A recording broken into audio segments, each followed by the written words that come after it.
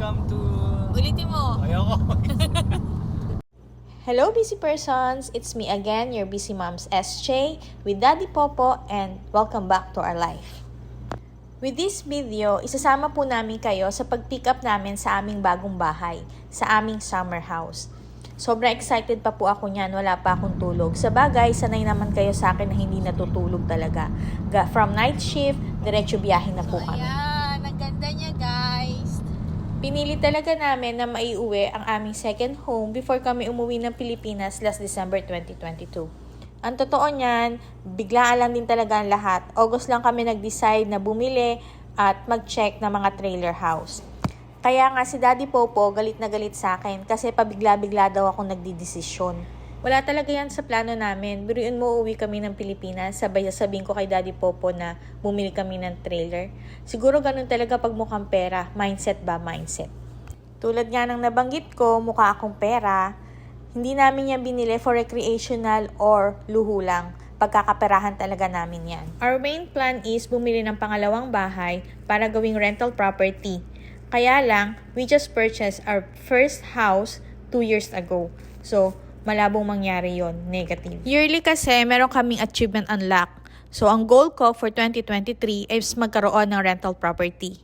So, paano mangyayari yun kung hindi kami makakabili ng bagong bahay? Ayan yung parking niya dati. So, ayan, susundan lang namin yung truck.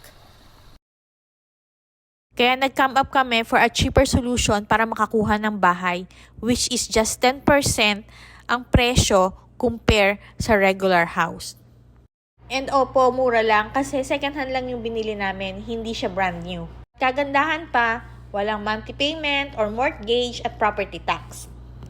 Our main plan is magkaroon ng Airbnb property since itong lugar namin ang isa sa pinaka-busy lugar dito sa Nova Scotia every summer. At hindi lang kitang-kita, kundi ramdam na ramdam din namin ang potentials ng Airbnb property. Dahil sa cleaning business namin, ang mga client namin are mostly Airbnb owners. And talaga naman pag summer, kami na yung sumusuko. Humihiwalay na yung katawang lupa namin sa mga kaluluwa namin sa dami ng trabaho. Dito sa campground namin ipapark ang aming munting tahanan. And dito rin kami mag-stay for the whole summer. Ang ipapa-Airbnb namin is ang aming bahay. Kaya pinilit namin makuha at maipark ang trailer dito sa campground before kami umuwi ng Pilipinas. Dahil pagbalik namin from the Philippines, sa February, ang aayusin naman namin at aasikasuhin ay yung bahay namin for the Airbnb. In preparation, bukod sa pag-aayos ng bahay, syempre kailangan din namin maglipat ng ibang mga gamit. Kailangan namin magbawas. Kaya as much as possible, kailangan nakapwesto na ang trailer para mas madali sa amin na maglipat ng mga gamit. Isa din sa kinonsider namin sa pagbili ng trailer during that time is yung presyo. Mas mura kasi ang trailer kapag binili mo siya after summer or during fall. Nagmamahal ang presyo ng trailer before summer or during summer. Another thing is, if February namin siya kukuhanin, mahirap maghatak ng trailer during winter, lalo na kapag makapal ang snow. Pinahatak lang namin yung trailer during that time. May truck kami, kaya lang wala kaming trailer hitch. At the same time, nag-worry si Daddy Popo na baka pag siya yung nag-drive, madisgrasya kasi medyo mahaba din yan and first time niya. Buti na lang kasi kahit pagpapark ang busisi, ang hirap. At least, natulungan kami at nag-guide kami. Hoy, Daddy Popo, kilos-kilos din. Aba, baka ma-stroke. Yung asawa ko, no, parang meron lang. Isa lang ang napatunayan ko. Dito sa Canada, isa kami sa literal na pinagpala ng Canada. Hindi madamot ang Canada. Maraming oportunidad dito.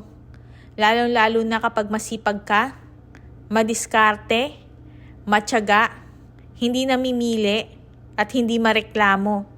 Lahat kayang-kaya. Sabi nga ni Doc Annalyn Santos, abot kamay na pangarap. Sulit naman lahat ng naging pagod ni Daddy Popo. Kahit late na kami nakapag-open ng Airbnb, maganda pa rin naman ang naging resulta. Hindi nakakapagsisi na tumaya kami sa ganitong investment. Buti na lang talaga malakas ang loob ko pagdating sa ganitong mga bagay. At higit sa lahat, mukhang pera.